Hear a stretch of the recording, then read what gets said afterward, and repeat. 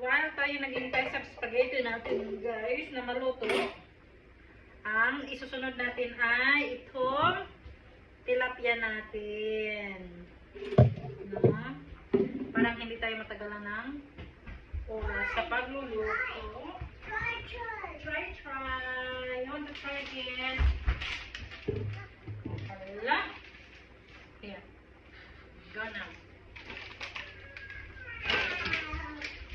Okay. And that's enough.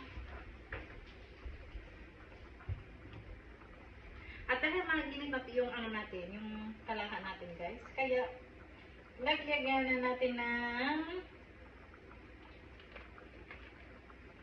oil.